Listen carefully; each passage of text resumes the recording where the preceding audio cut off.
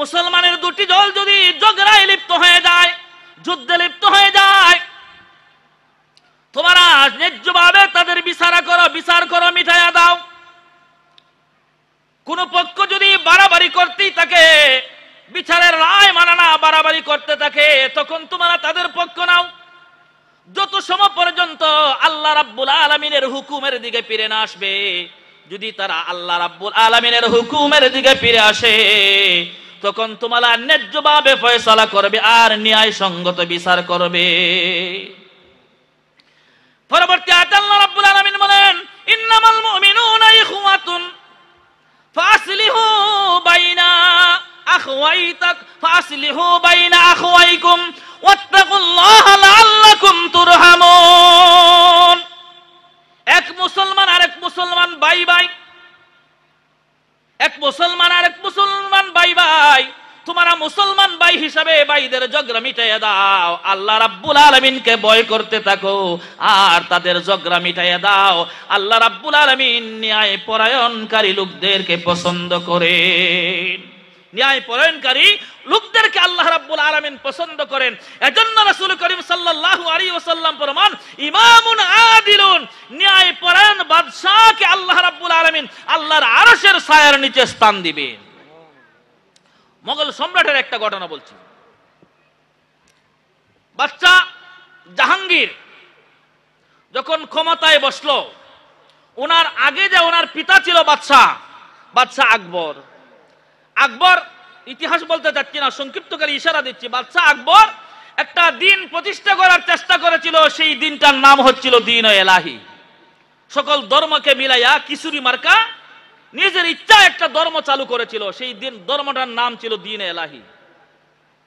বাদশা আকবর যখন মৃত্যুবরণ করে, বাদশা জাহাঙ্গীর ক্ষমতায় বসলো। বাদশা জাহাঙ্গীর ওই রকম ছিল, তার চাল চলন পোশাক পরিচ্ছদ যা কিছু আছে সবই অনইসলামিক ছিল। দূর দূরান্ত থেকে আগত প্রাণপ্রিয় মুসলমান ভাইরা ও আমার পর্দানিশী মা ও বোনেরা, করুণাময় আল্লাহ রাব্বুল আলামিনের দরবারে লক্ষ কোটি শুকর আদায় করছি, যেই মাবুদ আমাদেরকে দুনিয়ার সমস্ত সুগলতার পেরেশানি থেকে মুক্ত করে আল্লাহর এই ওলির ইসালে সওয়াব উপলক্ষে আজকের এই বরকতপূর্ণ মাহফিলে আসার এবং বসার তৌফিক এনায়েত করেছেন। এজন্য মহান আল্লাহ তাআলার দরবারে শুকরিয়া আদায় করে জোরে সোরে বলেন আলহামদুলিল্লাহ। আমি ভূমিকা রাখবো না, অল্প কিছু সময় কিছু কথা বলবো। তারপর আমি একটা আয়াত পড়েছি, বুখারী শরীফের একটা হাদিস পড়েছি, সেই আয়াত এবং হাদিসের আলোকে কিছু আলোচনা করার চেষ্টা করব। আল্লাহ তাআলা আমাদেরকে আশরাফুল মখলুকাত, সৃষ্টির শ্রেষ্ঠ জাতি হিসেবে দুনিয়ার বুকে প্রেরণ করেছেন।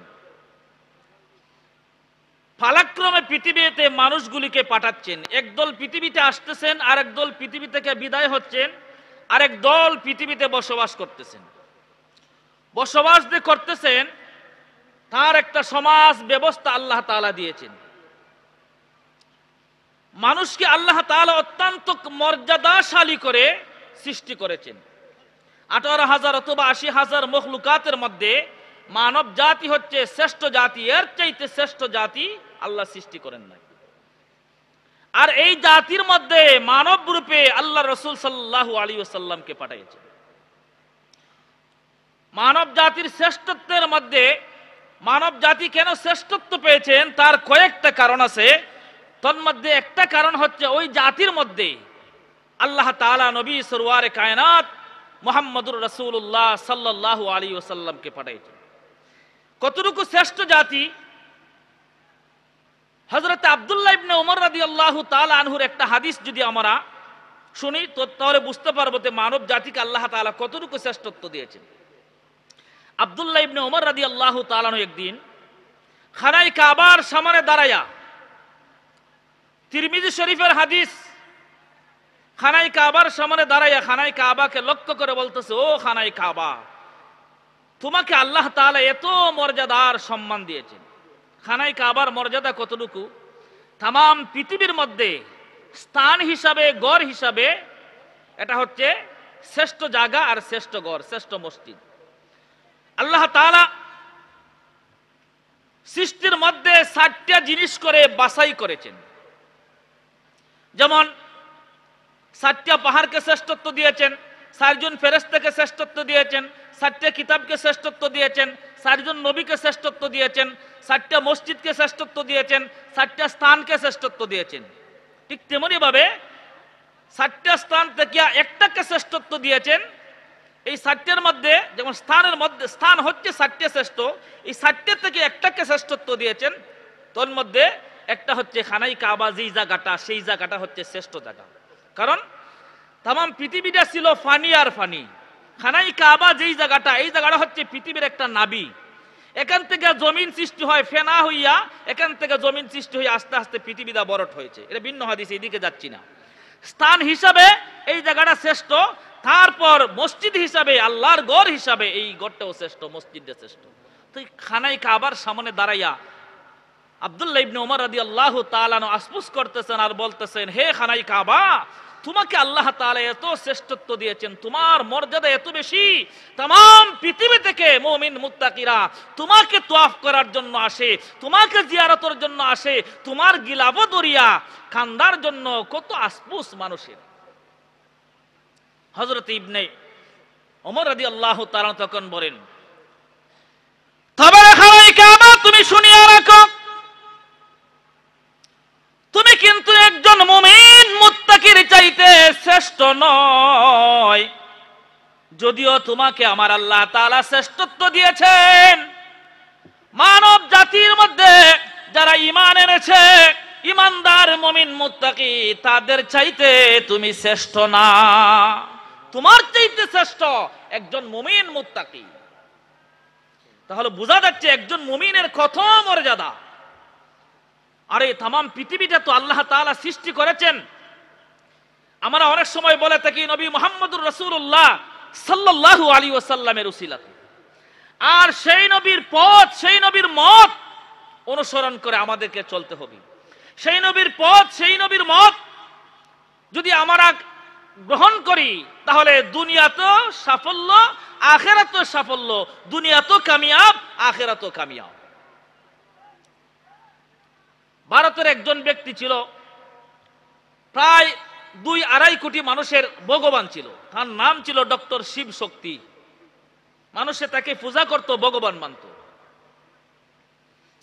এক রজনীতে রাসূল করিম সাল্লাল্লাহু আলাইহি ওয়াসাল্লামকে স্বপ্ন দেখে সপরিবারে ওনার স্ত্রী এবং মেয়ে 3 জন মুসলমান হয়ে গেল। মুসলমান হওয়ার পর ওনার নাম হচ্ছে ডক্টর ইসলামুল হক। ডক্টর ইসলামুল হক যখন বাংলাদেশে ভ্রমণে আসছিল, তখন সাংবাদিকরা প্রশ্ন করেছে, স্যার আপনি তো একজন পণ্ডিত মানুষ, বহু বিজ্ঞ একজন মানুষ, 10টা ভাষার উপর আপনার ডিগ্রি আছে, জাতির উদ্দেশ্যে আপনি কিছু বলেন। ডক্টর শিব শক্তি ইনজিল কিতাবের হাওলা দিয়া জাতির উদ্দেশ্যে ছোট্ট করে একটা ভাষণ দিয়েছিল। সেই ভাষণটা কি? হযরত ঈসা আলাইহিস সালাতু ওয়াস সালামের একটা মুজিজা তুলে ধরেছিলেন। ডক্টর শিব শক্তি বলেন যে ঈসা আলাইহিস সালাতু ওয়াস সালামকে আল্লাহ তাআলা অনেকগুলি মুজিজা দিয়েছিল। ঈসা আলাইহিস সালাতু ওয়াস সালাম যদি কুষ্ঠরোগীর গায়ের মধ্যে হাত বুলাই দিতেন, কুষ্ঠরোগী ভালো হয়ে যেত। ঈসা আলাইহিস সালাতু ওয়াস সালাম মৃত্যু মানুষ জিন্দা করতে পারতেন। তোর মধ্যে আরেকটা মুজিজা ছিল, উনি পানির উপরে দিয়ে হাঁটিয়ে যাইতে পারতেন। উম্মতেরা বলল একদিন, ও ঈসা পয়গম্বর, আপনি হচ্ছেন আমাদের নবী আর আমরা হচ্ছে আপনার উম্মত, আপনি পানির উপরে দিয়ে হাঁটিয়ে যাইতে পারেন, আমাদেরকে পানির উপরে দিয়ে হাঁটাই নেন, তাহলে আমরা যে আপনার উম্মত, আমরা আপনার প্রতি খুশি হব। ঈসা আলাইহিস সালাতু ওয়াস সালাম বললেন, পানির উপরে দিয়া হাঁটার জন্য তোমার আশা করেছো, পানির উপরে দিয়ে হাঁটিয়ে যাইতে পারবে, তবে একটা শর্ত আছে। বলে শর্তটা কি? বলে আমি যখন পানির উপরে দিয়ে হাঁটবো, তোমার আমার পিছনে পিছনে হাঁটবে। শর্ত হচ্ছে তোমরা ডাইনও তাকাইতে পারবে না, বামেও তাকাইতে পারবে না, উপরেও তাকাইতে পারবে না, নিচেও তাকাইতে পারবে না, সোজা আমার পিঠের দিকে তাকাইয়ে থাকতে হবে।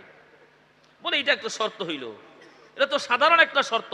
শর্ত আমরা মেনে নিলাম। টাইম নির্ধারণ করা হইল, মনে করেন আগামীকাল 10টায় তোমরা জমাইত হইবে আর আমরা পানির উপরে দিয়ে হাঁটিয়ে যাইব। ঈসা আলাইহিস সালাতু ওয়াস সালামের উম্মতেরা জমাইত হইল, আর ঈসা আলাইহিস সালাতু ওয়াস সালাম আল্লাহর নাম নিয়ে পানির উপরে দিয়ে হাঁটা শুরু করলেন। উম্মতেরাও পানির উপরে দিয়ে হাঁটা শুরু করলো, ঈসা আলাইহিস সালাতু ওয়াস সালামের সোজা পিঠের দিকে তাকায়া। হাঁটতে হাঁটতে যখন নদীর মধ্যস্থলে গিয়েছে, ঈসা আলাইহিস সালাতু ওয়াস সালামের উম্মতদেরকে শয়তান ধোঁকা দিচ্ছে, ও ঈসা পয়গম্বরের উম্মতরা, তোমাদের নবী ঈসা পয়গম্বর তোমাদেরকে বলেছেন পানির উপরে দিয়ে হাঁটাই নিবে, আর শর্ত দিয়েছে তোমরা পিঠে সুজা পিছনে তাকাই থাকতে ওনার পিঠের দিকে। তোমরা সুজা পিঠের দিকে তাকাই রয়েছো, ডাইনো তাকাও না, বামও তাকাও না, উপরে তাকাও না, নিচেও তাকাও না। পানির উপরে দিয়ে হাঁটতাছো না পিছ করা রাস্তা দিয়ে হাঁটতাছো, একবার চাইয়া দেখো। শয়তানের ধোঁকায় পড়িয়া তারা কি করলো, নিচের দিকে তাকাইলো। যেই নিচের দিকে তাকাইছে শর্ত ভঙ্গ হয়ে গেছে, পানির মধ্যে তারা ডুবে গেল। পানির মধ্যে তারা সাতটাইতাছে, হাবুডুবু কাচ্ছে। ঈসা আলাইহিস সালাতু ওয়াস সালাম তাকাই দেখলো ওনার উম্মতেরা পানির মধ্যে সাতটাইতাছে, হাবুডুবু কাচ্ছে। জিজ্ঞাসা করলো, ও আমার উম্মতেরা, তোমরা আমার শর্ত ভঙ্গ করেছো, এই জন্য নদী পার হইয়া যাইতে পারলে না। শর্ত যদি ঠিক থাকতো তাহলে তোমরা নদী পার হইয়া যাইতে। যে কথাটা বলতে চাচ্ছিলাম, ডক্টর শিব শক্তি বলেন, আরে উম্মতে মুহাম্মাদিয়া, তোমাদেরকে আল্লাহ তাআলা পৃথিবীতে মানবকুলে জন্ম দিয়েছেন। তোমরা শ্রেষ্ঠ উম্মত, শ্রেষ্ঠ জাতি, উম্মত হিসাবে তোমরা শ্রেষ্ঠ। আর তোমাদেরকে যেই নবী দিয়েছেন সেই নবী হচ্ছে নবীদের নবী, সেই নবীও শ্রেষ্ঠ। ঈসা পয়গম্বরের উম্মতেরা ঈসা পয়গম্বরের শর্ত মেনে নাই বলে তারা পানির উপরে দিয়ে হাঁটিয়া যাইতে পারে নাই, নদীর মধ্যে ডুবে গিয়েছে। আরে উম্মতে মুহাম্মাদিরা, তোমাদেরকে একটা শর্ত দেওয়া হয়েছে, তোমরা যদি দুনিয়ার কল্যাণ চাও, আখিরাতের কল্যাণ চাও, দুনিয়া চাও, আখিরাত চাও, আল্লাহ পেতে চাও, নবী পেতে চাও, তবে শুধু তোমরা একমাত্র মুহাম্মদুর রাসূলুল্লাহ সাল্লাল্লাহু আলাইহি ওয়াসাল্লামের দিকে তাকিয়ে থাকতে হবে। আল্লাহর নবী সরওয়ারে কায়নাত নবী মুহাম্মদুর রাসূলুল্লাহ সাল্লাল্লাহু আলাইহি ওয়াসাল্লামের যদি তোমরা তাকিয়ে থাকো, নবীর আদর্শ গ্রহণ করিয়া যদি জীবন যাপন করো, তাহলে তোমরা কখনো বিপদগামী হবে না, গুমরাহ হবে না, গুমরাহ হবে না।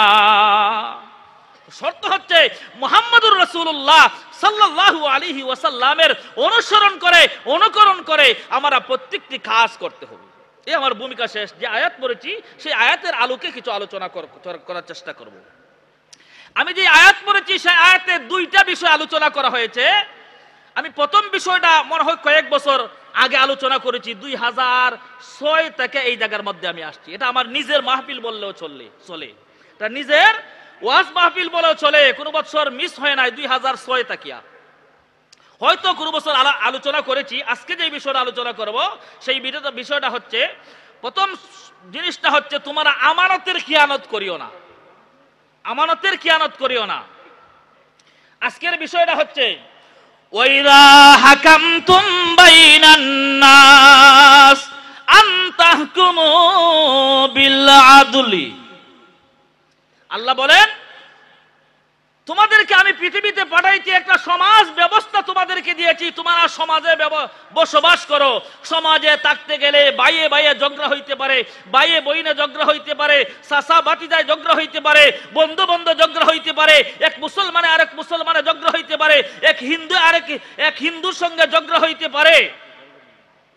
কিন্তু এই ঝগড়া যখন হয়ে যাবে, সেই ঝগড়ার একটা ব্যবস্থা দিয়েছি, মীমাংসা দিয়েছি, তোমরা সুবিচার কায়েম করবে।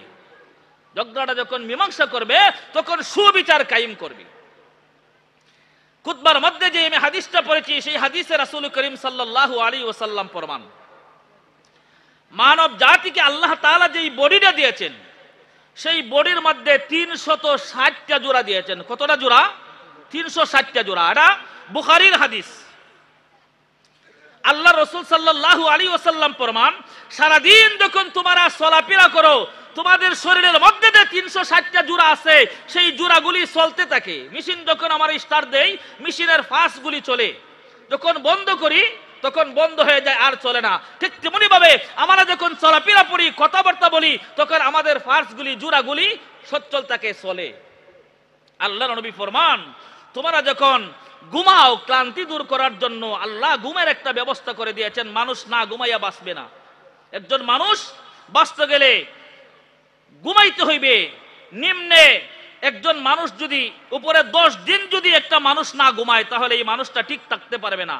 10 দিন একাধারে 10 দিন অঘুমা থাকতে পারবে। 10 দিনের বেশি যদি ঘুমায় যায় তাহলে এই মানুষটা অঘুমা থাকে, তাহলে এই মানুষটা পাগল হয়ে যাবে।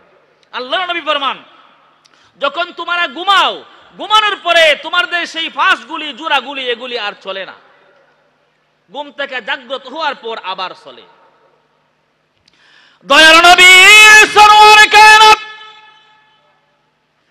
রাহমাতুল লিল আলামিন বলেন, উম্মতেরা রে, আমার উম্মতেরা, তোমরা যখন ঘুম থেকে জাগ্রত হও, তোমাদের শরীরটা আবার চলতে থাকে, ফাঁসগুলি চলতে থাকে। প্রত্যেকটা মুমিন মুসলমানের কর্তব্য হচ্ছে ঘুম থেকে যখন জাগ্রত হও, জাগ্রত হওয়ার পর তোমাদের অঙ্গ প্রত্যঙ্গ চলতে থাকে, 360টা জোড়া আবারও চলতে থাকে। তবে রে আমার উম্মতেরা, সেই জোড়াটা যখন আবার চলতে থাকে, তাহলে এই জোড়া যখন চলতে থাকে, আল্লাহর শুকরিয়া স্বরূপ ওই জোড়াটা যেহেতু চলে, তার জন্য একটা সদকা করা প্রয়োজন।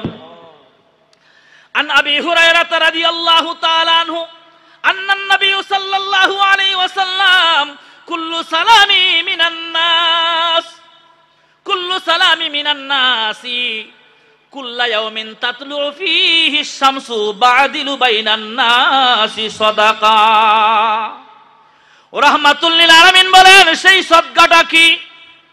ওই হাদিসের বর্ণনায় তোমরা যদি একটা নেক কাজ করো, ওই নেক কাজের মধ্যে প্রধান যেই নেক কাজটার কথা উল্লেখ করা হয়েছে, আল্লাহর নবী ফরমান, ছোট খাটো যদি একটা ঝগড়াকে মীমাংসা করে দাও, তাহলে আল্লাহ রাব্বুল আলামিন ওই 360টা জোড়ার সদকার বিনিময় বানায়া দিবে। একটা যদি সুবিচার কায়েম করো, তাহলে তোমার একটা সদকা হয়ে যাবে।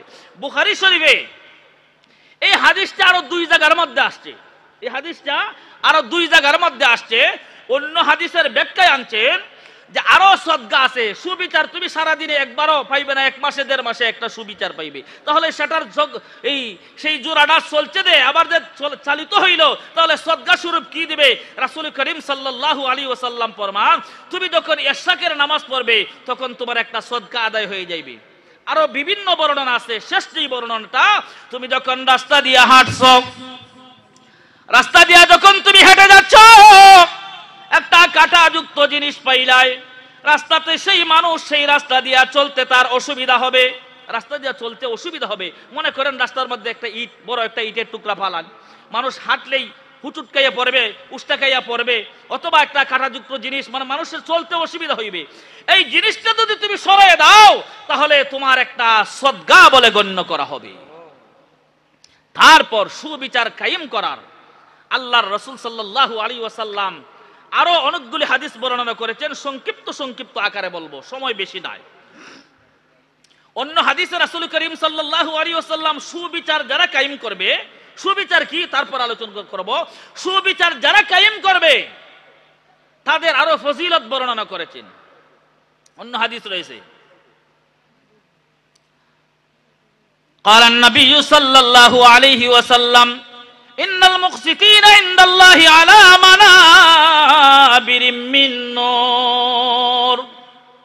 আল্লাহর নবী সরওয়ারে কায়নাত রাহমাতুল লিল আলামিন বর্ণনা করেন, যারা সুবিচার প্রতিষ্ঠিত করে, সুবিচার কায়েম করে, কিয়ামতের কঠিন ময়দানে, যেদিন আল্লাহর আরশের ছায়া ব্যতীত আর কোনো ছায়া থাকবে না, সেই দিন আমার আল্লাহ তাআলা সুবিচার কায়েমকারীকে ইন্নাল মুকসিতিনা ইনদাল্লাহি আলা মানাবিরিম মিন নূর, আল্লাহ রাব্বুল আলামিনের পাশে একটা নূরের মিম্বরের মধ্যে, নূরের কুরসির মধ্যে ওই সুবিচার কায়েমকারীকে বসায়া রাখবেন।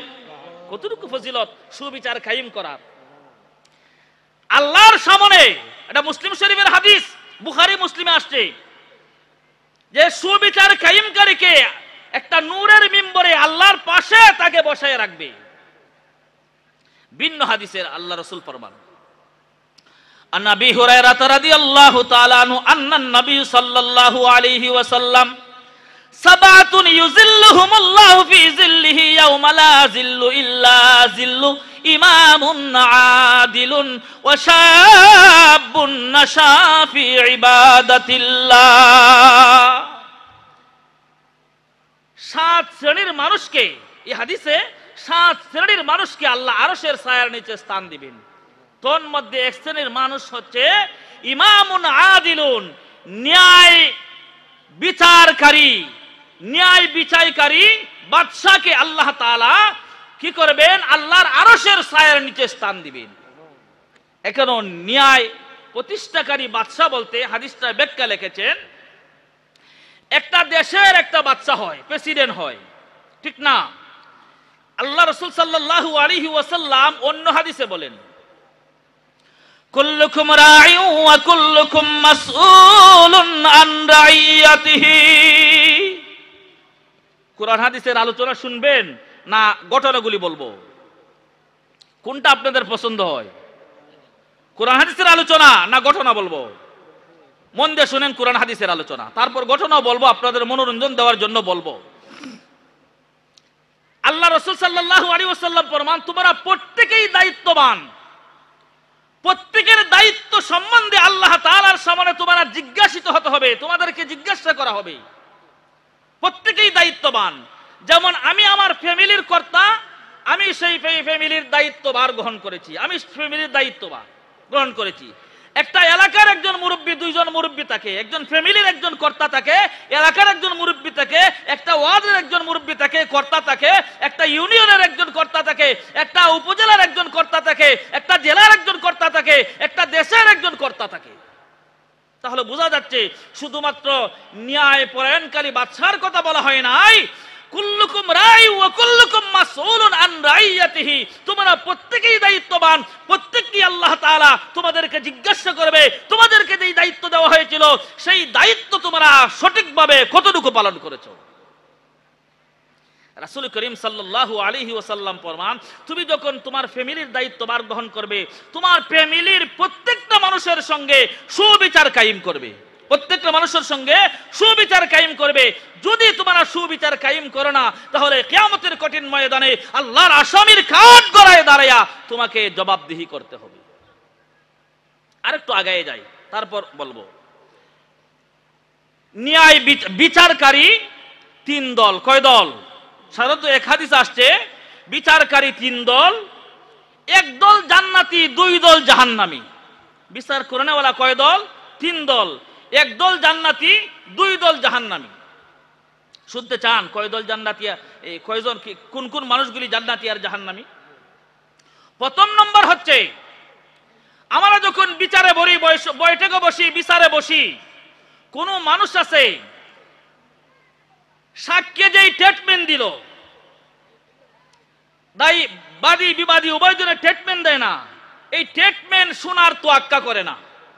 যার যে ক্ষমতা আছে সেই ক্ষমতার বলে নিজে ইচ্ছা মতো রায় দিয়ে দেয়। আল্লাহ রাসূল ফরমান, ওই সমস্ত বিচারী জাহান্নামী। 2 নম্বর বিচারী হচ্ছে, সাক্ষীর সাক্ষ্য শুনলো, ট্রিটমেন্ট শুনলো, ট্রিটমেন্ট শোনার পর কুড়ুমিতা দেখাইলো, বন্ধুত্ব দেখাইলো, অথবা পয়সার বিনিময়ে যে কোনো ভাবেই গুড়াইয়া রায় দিল, অন্যায় রায় দিল গুড়াইয়া। আল্লাহ রাসূল ফরমান, অন্যায় ভাবে যে রায় দিবে সেই ব্যক্তিও জাহান্নামী, সেই ব্যক্তিও কি? জাহান্নামী। তারপর 3 নম্বর হচ্ছে, রাসূল করিম সাল্লাল্লাহু আলাইহি ওয়াসাল্লাম ফরমান, যে ব্যক্তি জান্নাতি সেই ব্যক্তি হচ্ছে সাক্ষ্য শুনলো, ট্রিটমেন্ট শুনলো, ট্রিটমেন্ট শুনিয়া উনি কি করেছেন? নিজের জানের পরোয়া করেন নাই, কোনো কুড়ুমিতার পরোয়া করেন নাই, কোনো টাকা পয়সার দিকে চান নাই, একমাত্র মহান আল্লাহ তাআলাকে রাজি আর সন্তুষ্ট করার জন্য উনি নিরপেক্ষভাবে কি করলেন? বিচারের রায় দিলেন। এই সমস্ত বিচারী যারা আছে, তারা আল্লাহ রাব্বুল আলামিন বলেন তারা হবে জান্নাতি, আল্লাহর আরশের ছায়ার নিচে তাদেরকে স্থান দিবেন। আমাদের সমাজে কি করে না, ঝগড়া লাগে না? ঝগড়া যদি লাগে, আল্লাহ তাআলা সেই ঝগড়া ভাঙারও আদেশ দিয়েছেন। এক আয়াতে, সূরা হুজরাতের এক আয়াতে বললেন, ওয়াইন তাইফাতানি মিনাল মুমিনিনা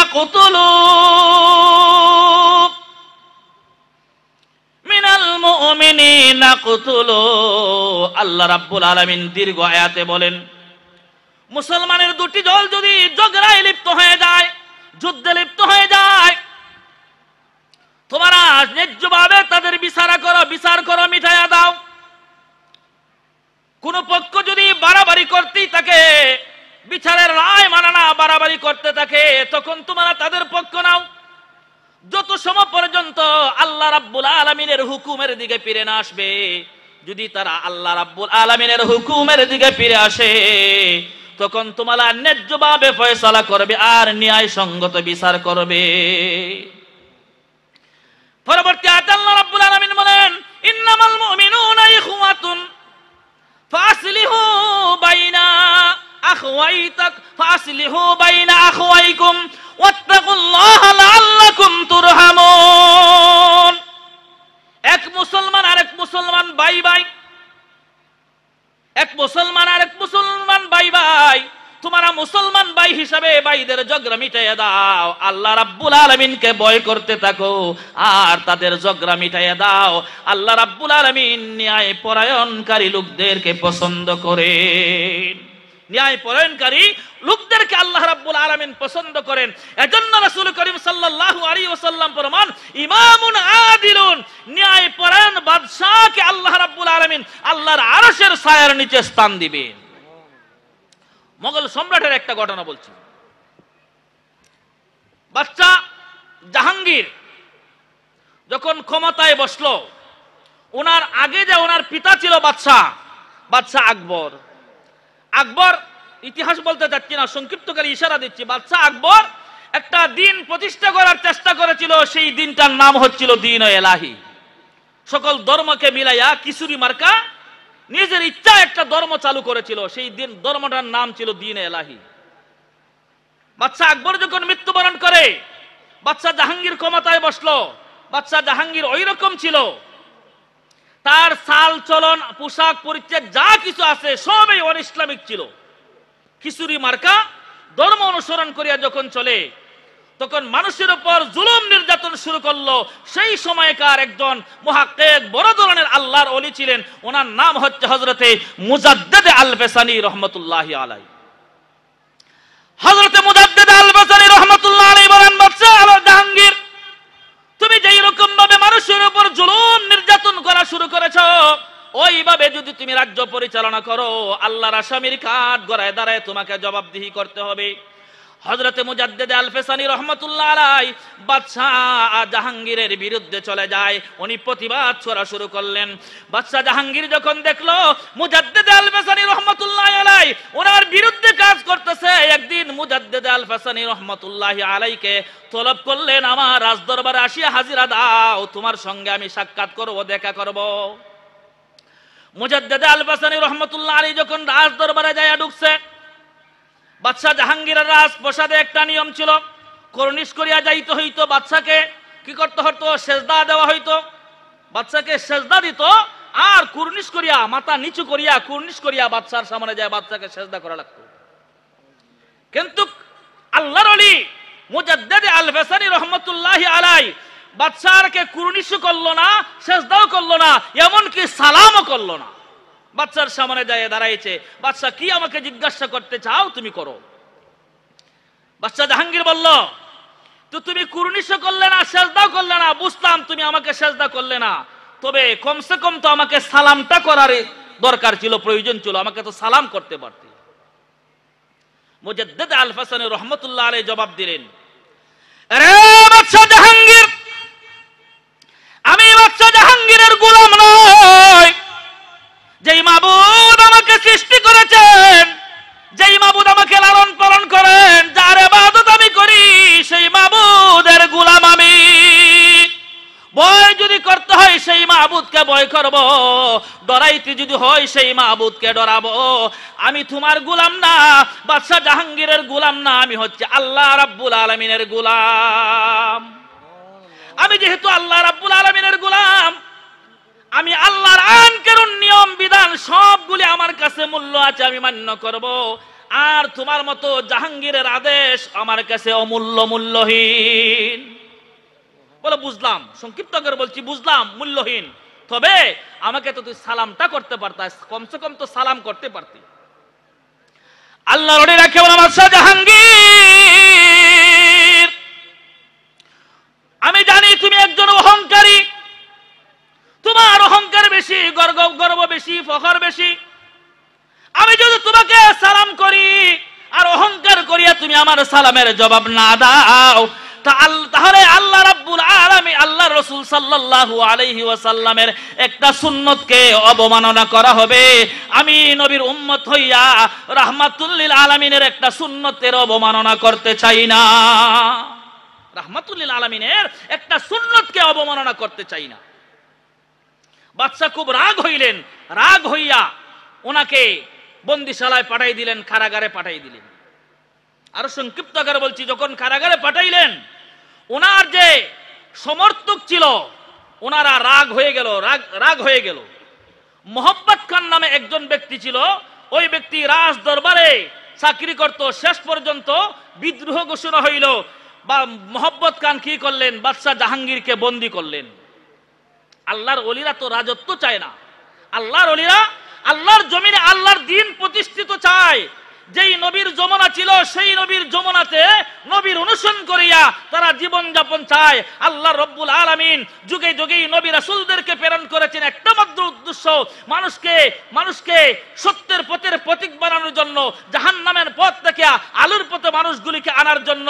রাসূল করিম সাল্লাল্লাহু আলাইহি ওয়াসাল্লামকে আল্লাহ রাব্বুল আলামিন এই পথের প্রতীক বানিয়ে পাঠিয়েছিলেন। যুগে যুগেই নবী রাসূলদের শ্রেষ্ঠ উম্মত যারা ছিল, আল্লাহর ওলিরা ছিল, তারাও চেষ্টা করেছেন মানুষকে সঠিক পথে আনার জন্য। তারা রাজত্বের ক্ষমতার লোভ তাদের ছিল না। তখন মুজাদ্দিদ আল-বাসানি রহমতুল্লাহি আলাইহির ভক্ত ছিল মোহাম্মদ খান। ওই মোহাম্মদ খানের কাছে উনি সংবাদ পাঠাইলেন যে বাদশাকে তুমি বন্দী করেছো, বাদশাকে তুমি ছেড়ে দাও, তার সঙ্গে ভালো ব্যবহার করো। ছেড়ে দিল, ভালো ব্যবহার করলো। তখন বাদশাহ জাহাঙ্গীরের মনোভাব পরিবর্তন হয়ে গেল যে আল্লাহর ওলি তো মুজাদ্দিদ আল-বাসানি, আল্লাহর সেই ওলি তো ক্ষমতার লোভ নাই, রাষ্ট্র পাওয়ার লোভ নাই, বাদশাহী করার লোভ নাই। তখন ওনার প্রতি উনি কি করলেন, ঝুঁকে গেলেন। আরো সংক্ষিপ্ত আকারে বলছি, শেষ পর্যন্ত উনি কি হইলেন, ওনার কাছে ইমার কয়েকটা শর্ত দিলেন, ওনার কাছে কি করলেন, মুরিদ হইলেন। মুরিদ হইয়া কি করলেন, সঠিকভাবে উনি চলা শুরু করলেন। এক সময় এই বাদশাহ জাহাঙ্গীরের যে কথাটা বুঝাইতে চাচ্ছিলাম, বাদশাহ জাহাঙ্গীরের এক স্ত্রী ছিল খুবই সুন্দরী, ওই স্ত্রীকে উনি খুবই মহব্বত করতেন, নাম ছিল নূরজাহান। নূরজাহান একদিন আয়নার সামনে দাঁড়াইয়া ওনার রূপ চর্চা করতেছেন, মাথাটা আড়াইতেছেন, ওনার চেহারাটা দেখতেছেন। ওই সময় হিন্দু একটি পাগল, মস্তিষ্ক বিকৃত একটা পাগল নূরজাহানের কামরার মধ্যে যাইয়া ঢুকে যায়। নূরজাহান বয়ে তরতর করতেছে, একটা পাগল আসিয়া আমার কামরার মধ্যে ঢুকেছে, খাস কামরার মধ্যে ঢুকেছে। সঙ্গে সঙ্গে নূরজাহান কি করলেন, গুলি করিয়া ওই মানুষটাকে, পাগলটাকে হত্যা করে ফেললেন। মানে হিন্দুরা বিচার চাইছে বাদশার কাছে, আপনার স্ত্রী আমাদের মানুষ হত্যা করেছে, আমরা বিচার চাই। বাদশা যখন রায় দিয়ে দিলেন, আগের জাহাঙ্গীর নয়, এখন মুজাদ্দিদ আল-বাসানি রহমতুল্লাহি আলাইহির সোহবত পেয়েছে। সোহবত পাওয়ার পর বাদশা জাহাঙ্গীরের পরিবর্তন আসলো, একমাত্র আল্লাহকে চায়, আর কাউকে চায় না। আল্লাহকে খুশি চায়, আর কাউকে খুশি করতে চায় না। অর্ডার দিয়ে দিল নূরজাহানকে খুনের বদলায় খুন, হত্যার বদলে হত্যা। নূরজাহান বাদশার সামনে দাঁড়ায় ডাকতে বললেন, স্বামী, এতটা বছর পর্যন্ত আপনার সঙ্গে আমি সংসার করলাম গো স্বামী, আমার আপনার সংসার জিন্দেগির একটা মুহূর্তের কথাও যদি স্মরণ করতেন তাহলে আপনি আমাকে হত্যা করার হুকুম দিতেন না। সারা জীবন সংসার করছি আপনার সঙ্গে, সারা জীবন সংসারের একটা মুহূর্ত যদি আপনি আমার কথা স্মরণ করতেন তাহলে আমাকে এইরকম হুকুম দিতেন না, হত্যার হুকুম দিতেন না।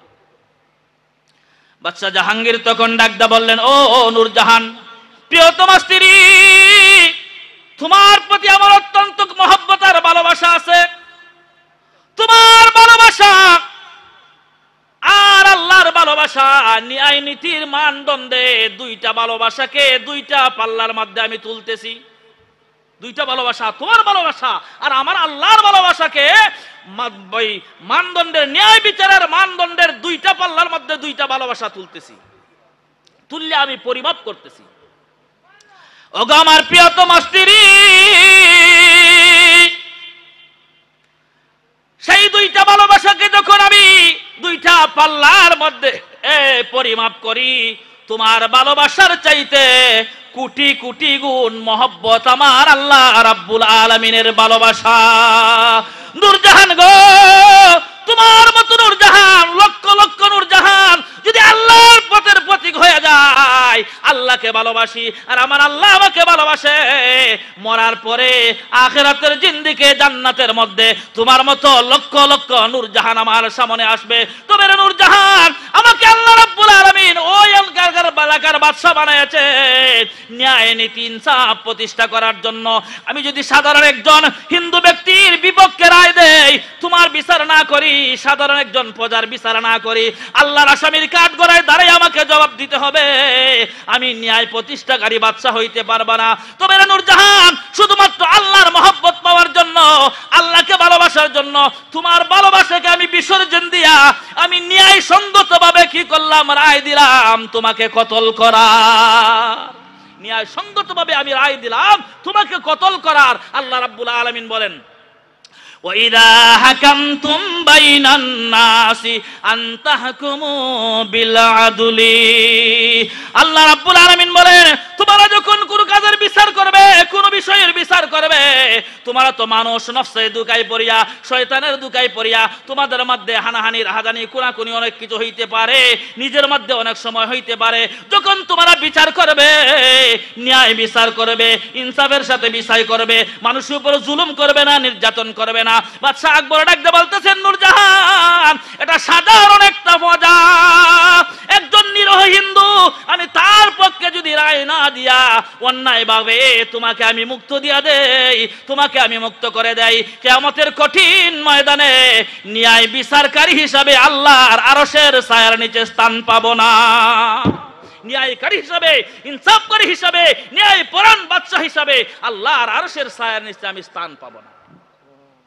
রাসূল করিম সাল্লাল্লাহু আলাইহি ওয়াসাল্লামকে যারা আল্লাহকে ভালোবাসেছেন, সোহবত পেয়েছেন ওলি আল্লাহদের, বর্তমান জমানাতেই যারা ওলি আল্লাহদের সোহবত পেয়েছে, তারা পরিবর্তন এসে গেছে, তারা দুনিয়ার মোহে পড়বে না, দুনিয়ার মহব্বতে পড়িয়া কোরআন হাদিসকে অবমাননা করবে না। রাসূল করিম সাল্লাল্লাহু আলাইহি ওয়াসাল্লামের জমানাতে সম্ভ্রান্ত পরিবারের একজন ব্যক্তি, একটা মেয়ে চুরির অপরাধী হয়েছিল। নবীজি রায় দিয়া দিলেন, ঘোষণা দিয়া দিলেন, চুরির বিচার হচ্ছে হাত কাটা। সাহাবায়ে কেরাম রিদওয়ানুল্লাহি তাআলা আলাইহিম আজমাইনরা, মুরব্বি সাহাবীরা, তারা মনে করলো সম্ভ্রান্ত পরিবারের একজন মহিলা চুরির অপরাধী হয়েছে, তাকে যদি হাত কাটা হয় তাহলে কি হবে? এই বংশের কলঙ্ক হবে। নবীজির কাছে বলারও সাহস তারা পায় নাই, নবীজির কাছে বলার সাহস পায় নাই। তখন রাসূল করিম সাল্লাল্লাহু আলাইহি ওয়াসাল্লামের একজন ফালক পুত্র ছিল, হযরত উসামা যায়েদ রাদিয়াল্লাহু তাআলা আনহু। সেই যায়েদ রাদিয়াল্লাহু তাআলা আনহুর একটা ছোট্ট বাচ্চা ছিল, তার নাম ছিল উসামা। উসামাকে বললেন, হে উসামা, তোমাকে তো নবীজি নাতি হিসাবে অনেক মহব্বত করেন, ভালোবাসেন। উসামা, তুমি যাও নবীজিকে যায়া বলো যে দাদা জান, বিচারের রায়টাকে একটু হালকা করা যায় না? একটা সম্ভ্রান্ত পরিবারের মেয়ে, তার হাতটা যদি কেটে দেওয়া হয় ওই বংশের কলঙ্ক হবে, ওই গোষ্ঠীর কলঙ্ক হবে।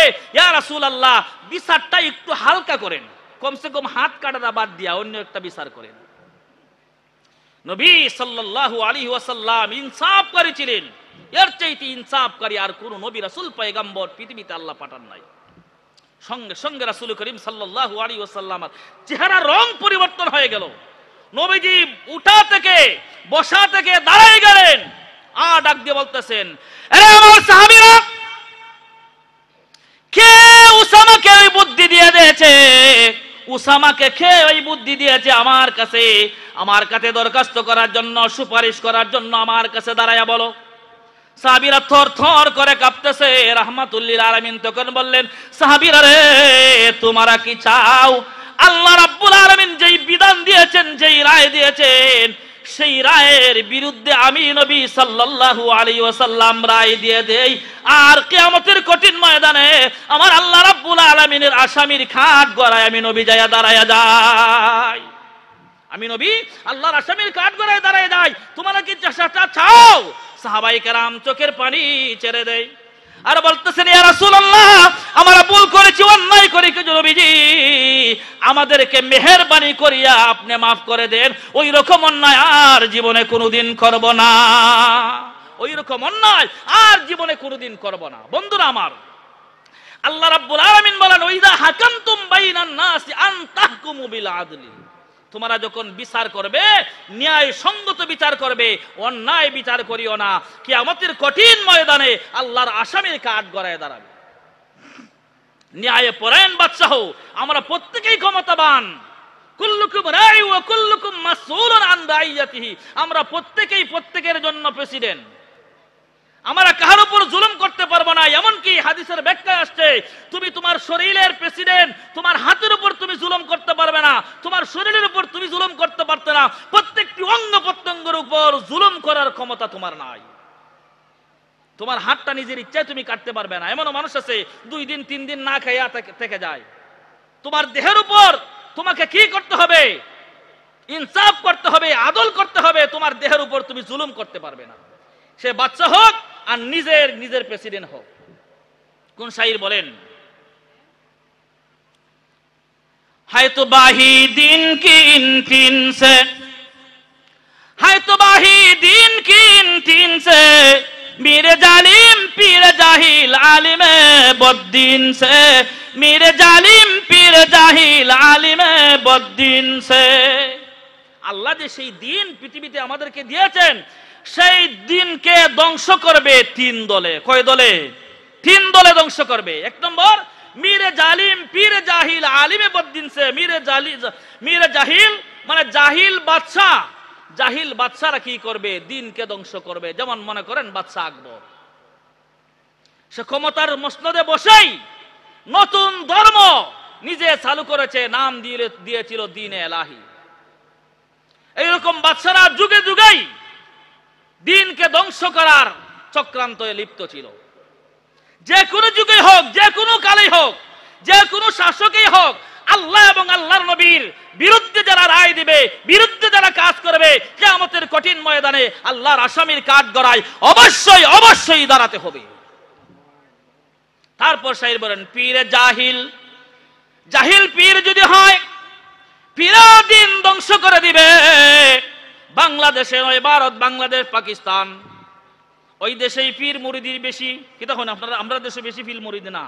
হক্কানি পীর যদি হয়, যে কোনো দেশে হোক, যে কোনো অঞ্চলে হোক, তারা কোনোদিন দ্বীনের বিরোধিতা করবে না, মানুষকে ইসলাহ করবে, মানুষের মধ্যে পরিবর্তন আনবে, মানুষকে নামাজি বানাবে, মানুষকে সৎ পথের প্রতীক বানাবে। আর যদি অসৎ পীর হয়, তার নিজের স্বার্থের জন্য কি করবে? দিনকে ধ্বংস করে দিবে। কোরআনের বিধান সে অনুসরণ করবে না, নবীর তরিকা সে অনুসরণ করবে না। বাংলাদেশে ওই রকম পীরও আছে, সেই পীরগুলি কি করে? তারা নিজে নিজে তাজিমের সেজদা নেয়, নিজে নিজে তাজিমের সেজদা নেয়। কেহ একথা বলতে পারবে না যে আল্লামা সাহেব কিবলা রহমতুল্লাহ আলাই সিলেটের একজন হক্কানি আলেম, বড় ধরনের একজন পীর। আরো পীর আছে সিলেটের ময়দানে। কোন পীরেই এইরকম কার্যকলাপ পাবে না বন্ডদের ছাড়া যে তারা নিজের সেজদা নিয়েছে, কোনদিন সেজদা নেয় নাই। কিন্তু বাংলাদেশে ওই রকম পীররা আছে, তারা সেজদা নেই। শাইর বলেছেন, মিরে জালিম পীরে জাহিল, জাহিল পীররা কি করবে? দিন ধ্বংস করবে। 1 নম্বরে জাহিল জালিম বাদশারা দিন ধ্বংস করবে। 2 নম্বরে পীরে জাহিল, যারা জাহিল পীর আছে, তারা দিন ধ্বংস করবে। তার শেষে বলেন, আলিমে বদ্দিন সে। বদ্দিন আলিম, এক শ্রেণীর আলিম আছে, সেই সমস্ত আলিমরাও কি করবে? দিনকে ধ্বংস করবে। আলিমের মাধ্যমে দিন ধ্বংস হয়ে যাবে। আলিমরাই দিনকে উজালা করে, আর এক শ্রেণীর আলিমরাই আছে দিনকে ধ্বংস করে দিবে। যাই হোক বন্ধুরা, আমার বলছিলাম, রাসূল করিম সাল্লাল্লাহু আলাইহি ওয়াসাল্লাম ফরমান, তোমরা যখন বিচার কার্য করবে, ন্যায় সঙ্গত বিচার করবে, ন্যায় বিচার প্রতিষ্ঠিত করবে। ন্যায় বিচারকারী আল্লাহর আরশের ছায়ার নিচে স্থান পাবে। 3 শ্রেণীর বিচারের কথা বললাম। 2 শ্রেণীর বিচারী জান্নাতি, 2 শ্রেণীর বিচারী জাহান্নামী, 1 শ্রেণীর বিচারী জান্নাতি। তারপর রাসূল করিম সাল্লাল্লাহু আলাইহি ওয়াসাল্লাম ফরমান, তোমরা যখন বিচার কার্য করবে তখন সাক্ষী নিবে। সাক্ষীদের ব্যাপারেও নবীজির হাদিস আছে। এক হাদিসে বলেন, যারা মিথ্যা সাক্ষী দিবে, এই একটা মিথ্যা সাক্ষী দেওয়াই তার জাহান্নামে যাওয়ার কারণ হয়ে যাবে। একটা মিথ্যা সাক্ষী জাহান্নামে যাওয়ার কারণ হয়ে যাবে। প্রিয় নবী মুহাম্মদ আরবি সাল্লাল্লাহু আলাইহি ওয়াসাল্লাম ফরমান, উম্মতেরা রে, তোমরা জুলুম করিও না। তোমরা যদি আদালতে দাঁড়ায়া মিথ্যা সাক্ষী দাও, তোমার মিথ্যা সাক্ষীর কারণে এলাকার মধ্যে দ্বন্দ্ব আসবে, একে অন্যে ঝগড়া লাগবে, সেই এলাকাটা ধ্বংস হয়ে যাবে। তোমার মিথ্যা সাক্ষীর কারণে এলাকার মধ্যে দ্বন্দ্ব আসবে, হিংসা হিংসি মারামারি কাটাকাটি হয়ে যাবে। আল্লাহ রাসূল সাল্লাল্লাহু আলাইহি ওয়াসাল্লাম ফরমান, মিথ্যা সাক্ষী দিয়া সমাজকে ধ্বংস করিও না, সমাজকে পরিবর্তন করার চেষ্টা করব। একটা মিথ্যা সাক্ষী যদি দাও তাহলে তুমি জাহান্নামী, জাহান্নামী, জাহান্নামী।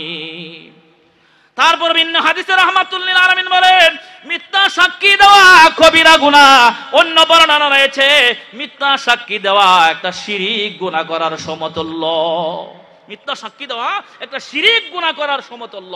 রাসূল করিম অন্য হাদিসে বলেন, قال النبي صلى الله عليه وسلم أربعون إذا كنا فيك فلا عليك ما فاتك الدنيا حفظ أمانة وصدق حديث। আল্লাহর নবী সরওয়ারে কায়নাত, দুনু জাহানের সরদার নবী মুহাম্মদ রাসূলুল্লাহ সাল্লাল্লাহু আলাইহি ওয়াসাল্লাম ফরমান, সাতটা জিনিস যদি তোমাদের মধ্যে থাকে তাহলে দুনিয়াতে তোমরা কামিয়াব হবে, আখিরাতেও কামিয়াব হবে। রাহমাতুল লিল আলামিন বর্ণনা করেন, তোর মধ্যে এক নম্বরটা হচ্ছে তোমরা আমানতের খিয়ানত করিও না, 2 নম্বরটা হচ্ছে তোমরা মিথ্যা কথা বলিও না, মিথ্যা কথা বলিও না। রাসূল সাল্লাল্লাহু আলাইহি ওয়াসাল্লাম ফরমান, আল কিযবু উম্মুল মাসি, মিথ্যা কথা হচ্ছে সকল গুনার মা। মিথ্যা কথা কি? মিথ্যা কথা বলা হচ্ছে সকল গুনার মা। মা তো বুঝো নেই, মিথ্যা কথা বলা সকল গুনার মা। একটা ঘটনা স্মরণ হয়ে গেছে। মিথ্যায় তোমার বিজয় চিনে আনবে না, সত্যই তোমার বিজয় চিনে আনবে, মিথ্যায় তোমাকে ধ্বংস করে দিবে। ভারতবর্ষের ঘটনা, আজকে ভারতবর্ষের ঘটনাই বলবো। হযরত ইয়াহিয়া কান্দলবী রহমতুল্লাহি আলাইহি নামে একজন আল্লাহর ওলি ছিল। এই এলাকাতে একটা জায়গা নিয়ে দ্বন্দ্ব ছিল, একটা খাস জায়গা। এই খাস জায়গা একজন মানুষের দখল করছে, হিন্দুরা দখল করেছে। হিন্দুরার হাত থেকে যখন ক্ষমতা চলে যায় তখন মুসলমানরা কি করে, এখানে মসজিদ বানায়। হিন্দুরা মন্দির বানাইছে, তারা যখন কিছু দুর্বল হয়ে যায় এই মন্দিরটাকে ভাঙ্গিয়া মুসলমানে মসজিদ বানায়। আবার হিন্দুরা হাতে যখন ক্ষমতা আসে মসজিদ ভাঙ্গিয়া আবার মন্দির বানায়। ওই রকম বাঙ্গা গড়া শুরু হয়েছে। মানে এক এলাকাতে যদি এই 2টা জাতি থাকে অথবা 3টা জাতি থাকে, একে অন্যের প্রতি স্বাভাবিকত একটা মহব্বত থাকে, তারা একত্রিত হয়ে বলল যে বহুদিন পর্যন্ত আমরা ওই জিনিসটি নিয়ে ঝগড়া করতেছি, আমরা আর ঝগড়াতে যাইতে চাই না, চলো আমরা একত্রিত হইয়া আদালতের শরণাপন্ন হই। যদি আদালতের শরণাপন্ন হয়ে যায়, আদালত যেই রায় দিবে সেই রায় আমরা মেনে নিব, তাহলে আমাদের মধ্যে শান্তি বিরাজ করবে।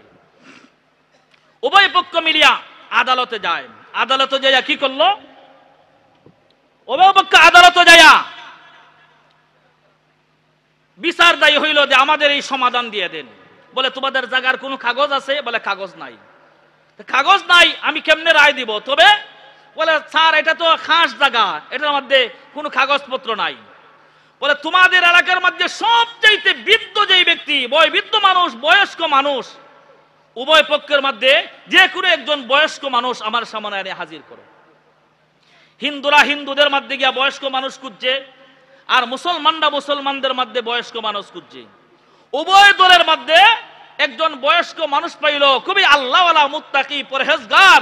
ওনার নাম হচ্ছে হযরত ইয়াহিয়া কান্দলবী রহমতুল্লাহ আলাইহি। হযরত ইয়াহিয়া কান্দলবী রহমতুল্লাহ আলাইহিকে বললেন যে আপনি আদালতে যাইয়া কি করতে হবে? আমাদের সাক্ষ্য দিতে হবে, বিচারক যা জিজ্ঞাসা করবে তার সাক্ষী দিতে হবে। হযরত ইয়াহিয়া কান্দলবী রহমতুল্লাহ আলাইহি আদালতের সামনে কি করলেন? দাঁড়াইলেন। বিচারক জিজ্ঞাসা করলেন, ইয়াহিয়া এই জায়গার মালিক কে বলো? হযরত ইয়াহিয়া কান্দলবী রহমতুল্লাহ আলাইহি আদালতে যখন দাঁড়াইছে, বিচারক যখন জিজ্ঞাসা করছে ইয়াহিয়া কান্দলবীকে, হে ইয়াহিয়া কান্দলবী, ওই জায়গা কে সর্বপ্রথমে দখল করেছিল? তুমি আমার সামনে বলো। হযরত ইয়াহিয়া কান্দলবী রহমতুল্লাহ আলাইহি একজন মুসলমান, আর বর্তমানে এই জায়গার মধ্যে মসজিদ নির্মাণ রয়েছে। আল্লাহর ওলি হযরত ইয়াহিয়া কান্দলবী রহমতুল্লাহি আলাইহি আদালতে যখন দাঁড়াইলেন, বিচারক যখন জিজ্ঞাসা করলেন তুমি সত্য কথা আমার সামনে দাঁড়াই বলো, কে সর্বপ্রথমে সেই জায়গাটা দখল করেছিল? আল্লাহর ওলি ইহইয়া কান্দলবী রাহমাতুল্লাহি আলাইহি নবী মুহাম্মদুর রাসূলুল্লাহ সাল্লাল্লাহু আলাইহি ওয়াসাল্লামের হাদিস স্মরণ হয়ে যায়, নবীজির জিন্দেগি স্মরণ হয়ে যায়। ইহইয়া কান্দলবী রাহমাতুল্লাহি আলাইহি বলেন, প্রভু হে, আমি যেই নবীর ঈমান, যেই নবীর উপর ঈমান এনেছি, আমার নবী দুনো জাহানের সরদার নবী মুহাম্মদুর রাসূলুল্লাহ সাল্লাল্লাহু আলাইহি ওয়াসাল্লাম জিন্দেগিতে কোনোদিন মিথ্যা কথা বলে নাই। ও আমি হচ্ছি এই নবীর উম্মত, আমিও তো মিথ্যা কথা বলতে পারি না। নবী মুহাম্মদুর রাসূলুল্লাহ সাল্লাল্লাহু আলাইহি ওয়াসাল্লাম হাদিস বর্ণনা করেছেন যে সত্য কথা বলবে তার দুনিয়াও উজালা হবে, আখিরাতও উজালা হবে। সত্য বিজয় চিনায় আনবে আর মিথ্যায় বিজয় ধ্বংস করে দিবে। হযরত ইহইয়া কান্দলবী রাহমাতুল্লাহ আলাইহি রাহমাতুল লিল আলামিনের কথা স্মরণ হয়ে যায়। ওই আদালতে দাঁড়ায় ডাকতে বলে, বিচারক, আপনি আমাকে প্রশ্ন করেছেন সেই জায়গাটা সর্বপ্রথমে কে দখল করেছিল? আমার জানা মতে ওই জায়গাটা সর্বপ্রথমে হিন্দুরা দখল করেছিল। সর্বপ্রথমে কে দখল করেছিল? হিন্দুরা দখল করেছিল। যেই মাত্র এই কথা বলল, আদালত রায় দিয়ে দিল এই জায়গার মালিক হচ্ছে হিন্দুরা। আমরার মতো কিছু মুসলমান আছে না, আরে বাবারে বাবারে, অত বড় ইমানদার হইছে, সাক্ষী দিয়া মসজিদের জায়গা হিন্দুরা দিয়া উঠছে, বলা বলি শুরু করলো। মসজিদের জায়গা হিন্দুদেরকে সাক্ষী দিয়ে আসছে, অত বড় ইমানদার। মসজিদ ভাঙ্গিয়া হিন্দুরা এখন মন্দির বানাইবো, এটা কি ধৈর্য ধরা যায়, সহ্য করা যায়? ইহইয়া কান্দলবীকে গালিগালাজ করা শুরু করলো, এমনকি ইহইয়াকে মারার জন্য যায়। আল্লাহর ওলি ইহইয়া কান্দলবী রাহমাতুল্লাহ আলাইহি ঘরে বসে বসে আল্লাহর গোলামি করেন, লজ্জায় ঘর থেকে বাহির হয় না। জাতি, ওনার গোষ্ঠীর লোকেরা ইহইয়া কান্দলবীকে দেখলে আক্রমণ করতে চায়, ইহইয়া কান্দলবীকে আঘাত করতে চায়, গালিগালাজ করে। ইহইয়া কান্দলবী রাহমাতুল্লাহ আলাইহি ওনার ঘরে বসিয়া বসে আল্লাহর গোলামি করেন। হঠাৎ করে একদিন গভীর রজনীতে ইহইয়া কান্দলবী রাহমাতুল্লাহ আলাইহি তাহাজ্জুদের নামাজ পড়ার জন্য উঠেছেন। ওই সময় ওনার ঘরের চতুষ্পার্শ্বে মানুষের আনাগোনা শোনা যাচ্ছে, আওয়াজ শোনা যাচ্ছে। ইহইয়া কান্দলবী রাহমাতুল্লাহ আলাইহি মনে মনে ভাবলেন, আমার মনে হয় রে, আমার গোষ্ঠীর লোকেরা, আমার পাড়া প্রতিবেশীরা আমাকে গালিগালাজ করি আক্রান্ত হয় নাই। আমার মনে হচ্ছে আমার বাড়ি ঘরে আসিয়া আমাকে আক্রমণ করবে, আমাকে মারার জন্য আমার বাড়িতে এসে গিয়েছে। ইহইয়া কান্দলবী রাহমাতুল্লাহ আলাইহি বলেন, আমি সত্যের জন্য মরব, সত্যের জন্য আমি মৃত্যুবরণ করব, তবে আমি মাথা নিচু করব না। ইহইয়া কান্দলবী রাহমাতুল্লাহ আলাইহি দরজা খুলিয়া যখন ঘর থেকে বাইর হইল, উনি তাকাই দেখলো কোন মুসলমান ব্যক্তি উনার বাড়িতে আসিয়া হাজিরা দেয় নাই। ইহইয়া কান্দলবী রাহমাতুল্লাহ আলাইহির বাড়ির উঠান ভরা, চতুষ্পাট ভরা, শুধুমাত্র হিন্দু আর হিন্দু।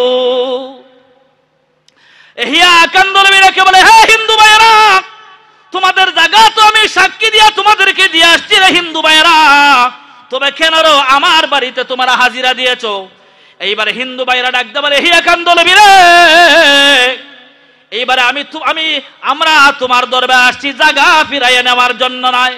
হে ইহইয়া কান্দলবী, আমরা মনে মনে ভাবতেছি, চিন্তা করতেছি, আমরা পাড়া প্রতিবেশী একত্রিত হইয়া আমার এক সিদ্ধান্ত হইয়া তোমার বাড়িতে আসছে। ইহইয়া কান্দলবী রে, আমরা মনে মনে ভাবিছি, ইহইয়া কান্দলবী রে, তুমি কতটুকু সত্যবাদী আমরা চিন্তা করতেছি, গবেষণা করতেছি। ইহইয়া কান্দলবী রে, তোমার জবানটা যদি এত সত্যবাদী হয়ে থাকে, তুমি জিন্দেগিতে মিথ্যা কথা বলো নাই। ইহইয়া কান্দলবী রে, তুমি যেই নবীর উপর ঈমান এনেছো, নবী বলিয়া বিশ্বাস করেছো, যার কলমা পড়ে তুমি মুসলমান হয়েছো, না জানি রে ইহইয়া কান্দলবী সেই নবী কত বড় সত্যবাদী ছিল। তোমার জবানটা যদি এত পবিত্র হয়ে থাকে, তুমি একজন সত্যবাদী হয়ে থাকো, না জানি তোমার নবী মুহাম্মদুর রাসূলুল্লাহ সাল্লাল্লাহু আলাইহি ওয়াসাল্লাম কত সত্যবাদী ছিল। হে ইহইয়া কান্দলবী, তুমি আদালতে দাঁড়ায়া সত্য কথা বলেছো। ইহইয়া কান্দলবী রে, তোমার নবী না জানি কত বড় সত্যবাদী ছিল। ইহইয়া কান্দলবী জিজ্ঞাসা করে, আমি তো সত্য কথা বলিয়া তোমাদের জায়গা তোমাদের কাছে ফিরাইয়া দিয়ে আসলাম, তবে রে হিন্দু ভাইরা আমার বাড়িতে আসিয়া কেন জমায়েত হয়েছো? হিন্দু ভাইয়েরা একত্রিত হইয়া বলতেছে, ইহইয়া কান্দলবী রে, এইবারে তোমার কাছে আমরা অন্য কিছু বিষয়ের জন্য আসি নাই। ইহইয়া কান্দলবী রে, আমরা একত্রিত হইয়া তোমার বাড়িতে আসিয়া হাজিরা দিয়েছি। আমরা মনে মনে ভাবলাম, আমার কল্পনা করলাম, তোমার ধর্মই সত্য, মুহাম্মদের ধর্মই সত্য। ও ইহইয়া কান্দলবী, আমরা একত্রিত হইয়া আসছি, আমাদের আমাদেরকে তুমি কলমা পড়াইয়া মুসলমান বানায়া দাও, আমাকে কলমা পড়াইয়া মুসলমান বানায়া দাও। নবী শুধু মুসলমান হওয়ার জন্য আসছি নাই। যেই জায়গার মধ্যে আমরা মন্দির বানাইতে চাচ্ছিলাম, ওই জায়গার মধ্যে আমরা উভয় পক্ষ একত্রিত হইয়া ওই জায়গার মধ্যে একটা মসজিদ বানাইয়া আগামী জুমার দিনে তোমার ইমামতিতে আমরা তোমার পিছনে নামাজ আদায় করতে চাই। ওই একান্ত নবী, তুমি এত বড় সত্যবাদী ছিলে, এইরকম একজন হক্কানি সত্যবাদীর পিছনে জীবনের প্রথম নামাজটা আমরা পড়তে চাই। বন্ধুরা আমার, আল্লাহর নবী সরওয়ারে কায়নাত দরুদ জাহানের সরদার নবী মুহাম্মদুর রাসূলুল্লাহ সাল্লাল্লাহু আলাইহি ওয়াসাল্লাম ফরমান, তোমরা সত্য কথা বলো, মিথ্যা কথা বলিও না। সত্য তোমাদের বিজয় চিনে আনবে, আর মিথ্যা তোমাদেরকে ধ্বংস করে দিবে। বন্ধুরা আমার, বলছিলাম বিচারক যখন বিচার করবে, বিচার কার্যে যাইয়া তোমরা কখনো মিথ্যা কথা বলিও না, মিথ্যা সাক্ষী দিও না। রাহমাতুল লিল আলামিন বলেন, মিথ্যা সাক্ষী হচ্ছে একটা কবিরা গুনাহ, মিথ্যা সাক্ষী দেওয়াটা হচ্ছে একটা শিরিক গুনাহ, আর মিথ্যা সাক্ষী দেওয়াটা হচ্ছে একটা জুলুম করা। ওই সমস্ত জুলুমকারীদেরকে আল্লাহর আদালতে দাঁড়াইয়া জবাবদিহি হতে হবে। ওই সমস্ত জুলুমকারীরা আল্লাহর আদালতে দাঁড়াইয়া জবাবদিহি করতে হবে। এবার একটু দুরূদ শরীফ পড়ুন, আল্লাহুম্মা সাল্লি আলা, জুড়ে জুড়ে, মাওলানা মুহাম্মদ ওয়া আলা আলি সাইয়্যিদিনা।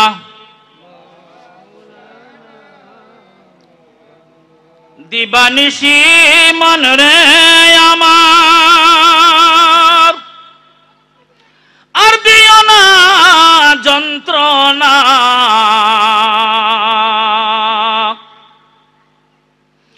প্রেমিকের মতো প্রেমিক হইলে যাইতাম সোনার মদিনায়। আল্লাহুম্মা